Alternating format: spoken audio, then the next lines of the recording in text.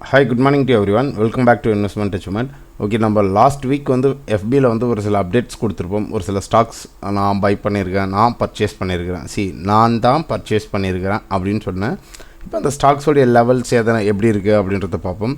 இது வந்து ஒரு எஜுகேஷன் வீடியோ தான். நான் சொல்கிறத பிளைண்டாக நம்பி யாரும் இன்வெஸ்ட் பண்ணாதீங்க. நாங்கள் செபி ரிஜிஸ்டர்ட் அட்வைசர் இல்லை. பை சொன்னால் பை பண்ணிக்காதீங்க. ஓகே, கிளியராக சார்ட்டில் பார்ப்போம் என்ன ரேஞ்சில் இருக்குது, என்ன UTI AMC. இந்த ஸ்டாக் வந்து நம்ம ஒரு 780 அந்த ரேஞ்சில் சொன்னோம். அங்கேருந்து நல்ல ஒரு பீக், ஒரு 1400, கிட்டத்தட்ட ஒரு 100% ஆஃப் ரிட்டர்ன்ஸாக கொடுத்துருச்சு. அங்கேருந்து இப்போ வந்து நல்ல ஒரு கரெக்ஷன் ஆகிருக்கு. இப்போ இந்த கரெக்ஷனில் வந்து ஒரு ரீல்ஸ் கூட கொடுத்துருப்பேன், ஒரு ட்ரெண்டிங் வாய்ஸில் போகுது மார்க்கெட் அப்படின்ட்டு. இப்போ இந்த ஸ்டாக்கில் வந்து நான் என்ன காரணத்துக்கு பர்ச்சேஸ் பண்ணேன், எதனால் பர்ச்சேஸ் பண்ணேன் அப்படின்றத சொல்கிறேன். Just education purpose only. ஓகேவா? ஃபர்ஸ்ட் ஆஃப் ஆல் வந்து இந்த இடத்துல வந்து மார்க்கெட் வந்து ஒரு செல் ட்ரெண்ட் முடிச்சுட்டு ஒரு பேஸ் அமைச்சு ஒரு ட்ரெண்ட் லைன் சப்போர்ட் போடுது. இந்த ட்ரெண்ட் லைனுடைய சப்போர்ட். அப்போ இந்த சப்போர்ட்டில் வந்துட்டு இந்த புல் பேக் கேண்டில் வரும்போது தான் நான் என்ட்ரி போயிருந்தேன். அங்கே வந்து சின்னதாக லிட்டரலி ஒரு கரெக்ஷன் மறுபடியும் வந்து சப்போர்ட்டுக்கு வந்தது. 956 அந்த ரேஞ்சில் வந்து ஸ்டாப் லாஸாக மெயின்டைன் பண்ணிக்கலாம். யாருன்னா பர்ச்சேஸ் பண்ணி இருந்தீங்க, இந்த ஸ்டாக்கை பற்றி டீட்டெயில்ஸ் வேணும்னா 956 960 அப்படின்றது ஒரு ஸ்டாப் லாஸை மெயின்டைன் பண்ணிக்கணும். இதுக்கு கீழே உடச்சதுன்னா ஃபர்தராக மார்க்கெட் ஃபால் ஆகும். இல்லை நான் இன்னும் ஹண்டிங் ஜோன்லாம் கூட நான் விட்டு பார்ப்பேன் சார் அப்படின்னா நீங்கள் வந்து ஆல்மோஸ்ட் இந்த ப்ரீவியஸ் லோ ஒரு காலம் கூட விடலாம். சரிங்களா? எவ்வளோ தூரத்துக்கு விடலான்னு பார்த்தீங்கன்னா ஒரு 920. இதுக்கு கீழே வந்து பிரேக் பண்ணிடுச்சுன்னா இந்த ஸ்டாக் ஃபர்தராக வந்து ஃபால் ஆகும். டார்கெட்டை நம்ம அப்போ எப்படி கார்னர் பண்ணலாம்? எது வந்து ஸ்டாப் லாஸ் வந்து எப்போவுமே எந்த ஒரு ட்ரேடுக்கு போனாலும் ஸ்டாப் லாஸ் இல்லாமல் ட்ரேட் பண்ணாதீங்க அப்படின்றது தான் சொல்லுவேன். ஸ்டாப் லாஸ் வந்தது 920. அப்போ அந்த 920 ஸ்டாப் லாஸை நம்ம மெயின்டைன் பண்ணுறோன்னா டார்கெட் எந்த ரேஞ்சுக்கு கார்னர் பண்ணலாம்? ப்ரீவியஸ் இந்த ரேஞ்சுக்கு வந்து ஃபஸ்ட் லெவல் டார்கெட்டை கன்சிடர் பண்ணலாம். அப்போ நான் இந்த இடத்துல போயிருக்கிறேன், என்னுடைய ஸ்டாப் லாஸ் இங்கே தான். இந்த ஸ்டாப் லாஸ்க்கும் டார்கெட்டுக்கும் என்ன பர்சன்டேஜ் ஆஃப் ரேஷியோ இருக்குதுன்னு பார்த்தீங்கன்னா கிட்டத்தட்ட வந்து நான் ஒரு 15% வந்து கார்னர் பண்ணுறேன். 15%க்கு நான் வைக்கக்கூடிய ஸ்டாப் லாஸ் வந்து ஜஸ்ட் வந்து ஒரு 3% தான். அப்போ வந்து என்னுடைய ரிஸ்க் ரிவார்டு என்ன ரேஷியோவில் இருக்குது? ரிஸ்க் ரிவார்டு ரேஷியோன்றது மிகவும் முக்கியம். நிறைய பேர் வந்து 5% டார்கெட்டுக்கு கிட்டத்தட்ட 10% ஸ்டாப் லாஸ் வைக்கிறாங்க. அது மாதிரி வைக்கக்கூடாது. உங்களுடைய லாங் பொசிஷன் போகிறீங்கன்னா உங்களுடைய ஸ்டாப் லாஸ் இவ்வளோ மினிமைஸ்டில் இருக்கிறது தான் நல்ல ஒரு ரிஸ்க் ரிவார்ட் ரேஷியோவாக இருக்கும். அப்போ நம்மளுடைய ரிஸ்க் ரிவார்ட் ரேஷியோ என்னவாக இருக்குது? இது மாதிரி இருக்கணும். என்ன சொல்கிறது? 1:5, 1:3, 1:4 அப்படின்னு நம்ம தான்.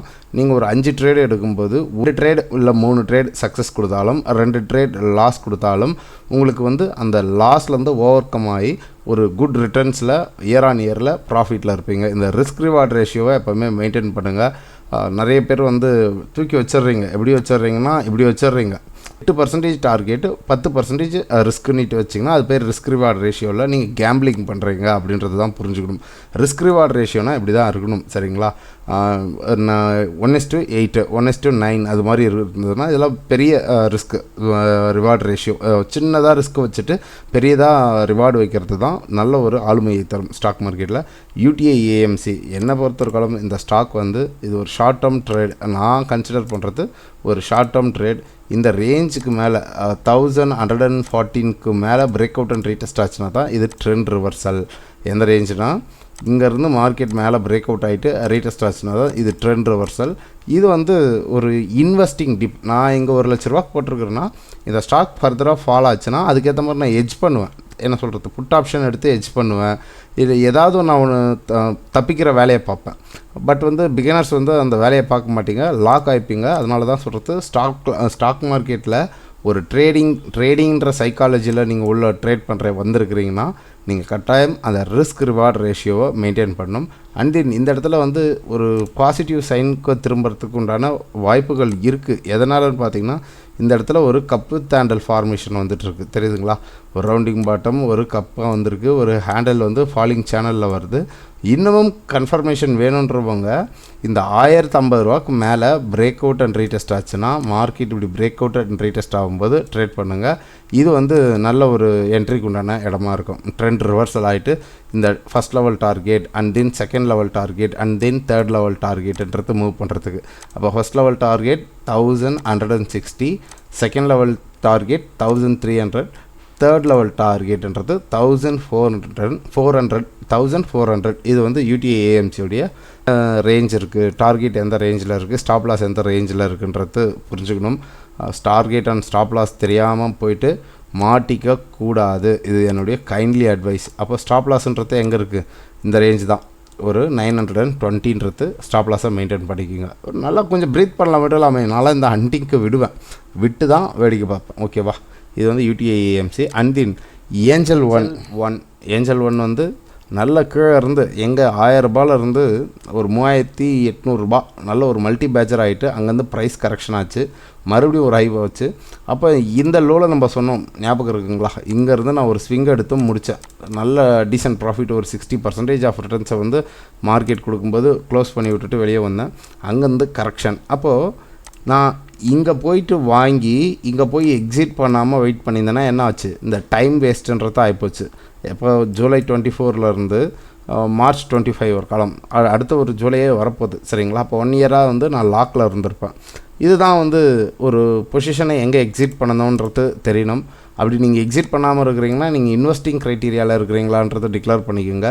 ட்ரேடிங் க்ரைட்டீரியாவில் இருக்கிறீங்களான்றதை டிக்ளேர் பண்ணுங்கள். இதெல்லாம் தெரியாமல் ஸ்டாக் மார்க்கெட்டில் இன்வெஸ்ட் பண்ணாதீங்க. ஓகேவா? இப்போ வந்து இந்த ஸ்டாக்குடைய க்ரைட்டீரியா என்னென்னு பார்த்தீங்கன்னா, மார்க்கெட் மேலேருந்து ஃபால் ஆகிட்டு மறுபடியும் இந்த ரெசிஸ்டன்ஸ் உடைக்கிறதுக்கு ஸ்ட்ரகிள் ஆகிட்டே இருக்குது. எந்த ரேஞ்சில் இருக்குன்னா, இந்த ரெசிஸ்டன்ஸ் ஒரு 2550க்கு மேலே ஓப்பன் அண்ட் க்ளோஸ் வந்தால் தான் இது புல்லிஷ் பயாஸ். பட் வந்து நான் வந்து ஒரு இன்வெஸ்டிங் க்ரைட்டீரியா ஸ்லோலி அக்குமுலேட் பண்ணலாமே அப்படின்ற க்ரைட்டீரியாவில் அக்குமுலேட் பண்ணுறேன். அப்போ பாட்டம் அவுட்டுன்ற ரேஞ்ச் எங்கே இருக்குதுன்னு பார்த்தீங்கன்னா 1968. அப்போ இந்த ரேஞ்சை வந்து ஒரு சப்போர்ட்டாக ஆக்ட் ஆகுது. மார்க்கெட் இந்த ரேஞ்ச் பவுண்ட் மார்க்கெட்டே மூவ் ஆகிறதுக்கு உண்டான வாய்ப்புகள் இருக்குது. பட் இங்கேயும் பார்த்திங்கன்னா ஒரு புல்லிஷ் ரிவர்சல் பேட்டர்னான cup with handle rounding bottom pattern வர்றதுக்கு உண்டான ப்ராபபிலிட்டி இருக்குது. அதாவது ஒரு ரவுண்டிங் பாட்டம் இந்த இடத்துல ஃபார்மேஷன் வந்துட்டுருக்கு. இது இன்னும் கன்ஃபார்ம் பண்ணி முடிக்கிறதுக்கு பிரேக் அவுட் அண்ட் ரீடெஸ்ட் வரணும். ஜஸ்ட் ஃபார்மேஷன் மட்டும் தான். இது வந்துடுச்சுன்னா உடனே மார்க்கெட் மேலே போயிடாது. அதுக்கும் சச் ரூல்ஸ் அண்ட் ரெகுலேஷன் இருக்குது. சரிங்களா? அப்போ இந்த லார்ஜ் பியரிஷ் கேண்டலை என்கல்ஃப் பண்ணணும். அந்த கேண்டலுக்குள்ளாரவே மார்க்கெட் வந்து ரீடெஸ்ட் ஆகிட்டுருக்கு. அப்போ நான் இந்த இடத்துல ஒரு 50K வாங்கியிருக்கேன். மீண்டும் எனக்கு வந்து ஃபர்தர் கரெக்ஷன் வந்ததுன்னா இந்த 1965 வந்தால் நான் இங்கேயும் வந்து ஒரு 25K 50K ஸ்லோவாக அக்குமுலேட் பண்ணுவேன். எப்போ மார்க்கெட் இங்கே பிரேக் அவுட் அண்ட் ரீடெஸ்ட் ஆகுதோ அப்போ தான் நம்ம வந்து அந்த ஸ்விங்குக்கு உண்டான ரேஞ்சை பார்க்கணும். அப்போ இந்த ஸ்விங் ரேஞ்சுன்றது எங்கே மூவ் ஆகுன்னு பார்த்தீங்கன்னா 3482. அப்போது ஒரு பிரேக் அவுட் அண்ட் ரீடெஸ்ட் ஆச்சுன்னா மார்க்கெட் இங்கேருந்து என்ன பர்சன்டேஜ் கிடைக்கும், ஒரு 33% கிடைக்கும் ஏஞ்சல் 1ல். இது வந்து ஏஞ்சல் 1உடைய க்ரைட்டீரியா. இது என்னுடைய அனலைசிஸ் மட்டும்தான். உங்களுடைய அனலைசிஸை பார்த்துட்டு நீங்கள் இன்வெஸ்ட் பண்ணுறதும் இன்வெஸ்ட் பண்ணாததும் உங்களது விருப்பம். ஓகே, நெக்ஸ்ட் வந்து ஆமராஜா பேட்டரிஸ் வந்து ஆல் டைம் ஹைலேருந்து நல்ல ஒரு கரெக்ஷன் வந்திருக்கு. இந்த இடத்துல வந்து ஒரு லார்ஜ் புல்லிஷ் கேண்டல் வந்திருக்கு. அந்த கேண்டல் வந்துட்டு மறுபடியும் அந்த கேண்டலில் வந்து ஒரு 60% ஆஃப் ரிட்ரேஸ்மெண்ட்டும் வந்திருக்கு. ஃபெப் லெவலில் swing low to swing high minimum time ஃப்ரேமில் போட்டு பார்த்தீங்கன்னா உங்களுக்கு தெரியும். அப்போ இந்த கரெக்ஷனுக்கு உண்டான 900ன்றது ஒரு என்ட்ரியை போட்டுக்கலாம். ஸ்டாப் லாஸை மெயின்டைன் பண்ணிக்கலாம். ஸ்டாப் லாஸ் எந்த ரேஞ்சில் இருக்குதுன்னு பார்த்தீங்கன்னா, ஸ்டாப் லாஸ் வந்து ஒரு 820. ஒரு ஆல் டைம் ஹையிலேருந்து நல்ல ஒரு கரெக்ஷனை கொடுத்துடுச்சு. கிட்டத்தட்ட ஏறின ரேலியை முடிச்சிடுச்சு. எவ்வளோ தூரத்துக்கு 54%ஐயும் வைப் பண்ணிவிட்டு மீண்டும் அந்த 825 வந்ததுன்னா பெஸ்ட்டு ஒரு பையபிள் ஆப்பர்ச்சுனிட்டியாக இருக்கும். பட் வந்து நான் வந்து அக்குமுலேட் பண்ண ஆரம்பிச்சிட்டேன் அமராஜாவை. எனக்கு என்னுடைய அக்குமுலேஷன் லெவலுன்றது இது ஒரு 1 lakh இல்லை 2 lakhs அது மாதிரி கன்சிடர் பண்ணலாம் அப்படின்றது என்னுடைய லாங் பொசிஷன். அப்போ இந்த ஸ்டாக்கில் நான் ஒரு ரிஸ்க் ரிவார்ட் ரேஷியோ என்ன எக்ஸ்பெக்ட் பண்ணுறேன்னு பாருங்கள். கிட்டத்தட்ட ஒரு 13% வந்து ரிஸ்க் வைக்கிறேன். டார்கெட் வந்து 82% வைக்கிறோம். அப்போ இந்த ஸ்டாக்லாம் வந்து நான் வந்து ஒரு பொசிஷன் வைஸில் ஒரு 1 or 2 இயர் வந்து ஹோல்ட் பண்ணுவேன். சும்மா உடனே போயிடாது. இன்றைக்கி வாங்கினோடனே நாளைக்கு போய்டுமா சார், அடுத்த மாதத்தில் ஏறிடுமா சார், அப்படி கிடையாது. மார்க்கெட் வந்து அப்ஸ் அண்ட் டவுன்ஸோடு தான் மூவ் ஆகும். அந்த அப்ஸ் அண்ட் டவுன்ஸை புரிஞ்சுக்கிட்டு மார்க்கெட்டுடைய சினாரியோ என்னன்றது தெரிஞ்சுக்கிட்டு இன்வெஸ்ட் பண்ணுங்கள். அதர்வைஸ் மார்க்கெட்டில் இன்வெஸ்ட் பண்ணாதீங்க. ரிஸ்க் என்னன்றது தெரியலன்னா மியூச்சுவல் ஃபண்டில் போயிட்டு எவ்ரி மந்த் ஆன் மந்த் கன்சிஸ்டாக இன்வெஸ்ட் பண்ணுங்கள். ஓகே, அமராஜா பேட்டரிஸ் ப்ரைஸோடைய ரேஞ்சஸ் இதுதான். மார்க்கெட் நல்ல ஒரு ஹைக் போயிட்டு அங்கேருந்து கரெக்ஷன் ஆச்சு, மறுபடியும் இங்கேருந்து மறுபடியும் ஒரு ஹைக் போச்சு, மீண்டும் அந்த சப்போர்ட் வந்து எடுக்கிறதுனால இந்த இடத்துல இருந்து மார்க்கெட் பவுன்ஸ் பேக் ஆகிறதுக்கு உண்டான ப்ராபபிலிட்டி அதிகம். பெஸ்ட்டு ஒரு பையபிள் ப்ரைஸ்னால் ஒரு 825 அந்த ரேஞ்ச் கிடச்சிதுன்னா யூ கேன் கான்சென்ட்ரேட். நெக்ஸ்ட் ஒரு ஸ்டாக் வந்து கிரானுலஸ் இந்தியா. இந்த ஸ்டாக்கை நம்ம இங்கே 260 270 சொன்னோம். அப்போ ஒரு தம்பி கூட கேட்டிருந்தார், நீ சொல்லி பல வருஷமாக அரைச்சிக்கிட்டு தான் இருக்குது, இந்த பங்கு வந்து மேலேயே போகல, நீலாம் வந்து ஸ்டாக்கே சொல்லாத அப்படி இப்படின்ட்டு வீரவசனம்லாம் விட்டார். அவர்லாம் எங்கே போனாருன்னே தெரியல. அப்போ மார்க்கெட் என்னாச்சு, ஒரு இன்சைட் பார் கேண்டலில் இருந்து அப்படியே ஒரு கன்சால்டேஷன் நடந்துக்கிட்டு இருந்தது. அந்த consolidation break out and retest ஆனவுடனே பெரிய ஸ்கை ராக்கெட். எவ்வளோ தூரம் போச்சு மார்க்கெட்டு, அந்த 270 நம்ம சொன்னோம், இந்த ரேஞ்சில் 270 சொன்னோம். அங்கேருந்து கிட்டத்தட்ட 158% ஆஃப் ரிட்டர்ன்ஸை கொடுத்துட்டு இப்போ அந்த ஏறினதுக்குண்டான ப்ரைஸ் கரெக்ஷனோ டோட்டலாக மார்க்கெட் வந்து வைப் பண்ணிடுச்சு.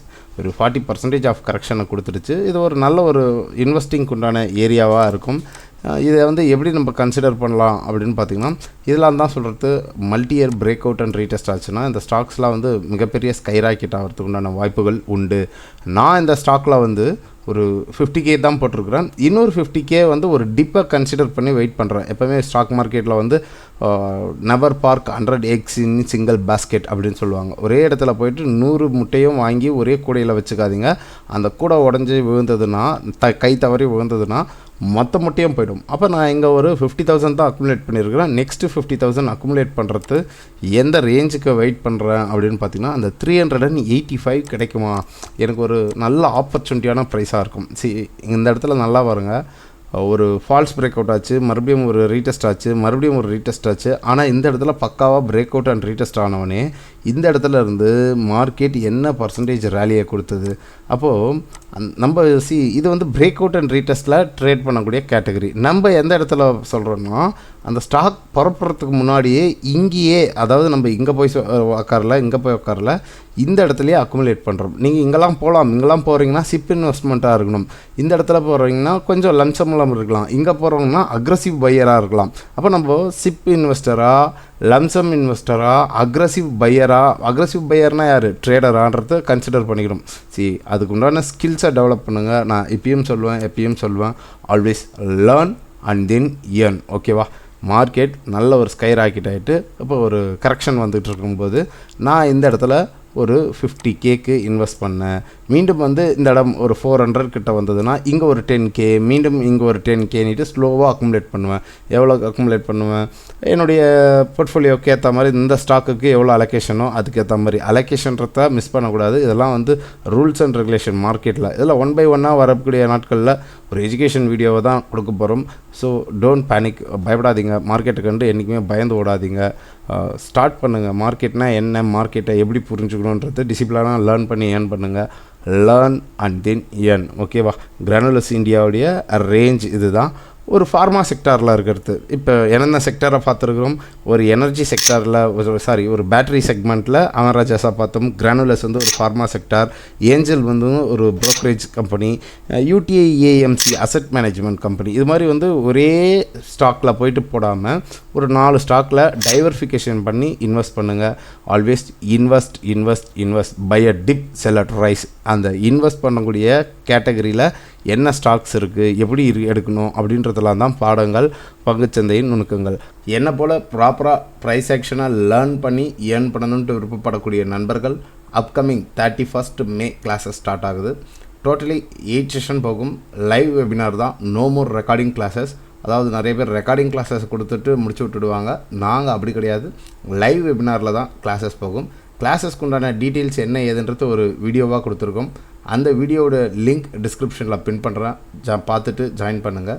கிளாஸஸில் ஜாயின் பண்ணணுன்ட்டு விருப்பப்படக்கூடிய நண்பர்கள் என்னுடைய வாட்ஸ்அப் நம்பர் இது தான், டெக்ஸ்ட் பண்ணுங்கள். கிளாஸஸ்க்கு உண்டான டீட்டெயில்ஸ் என்ன ஏதுன்னு சென்ட் பண்ணுறேன்.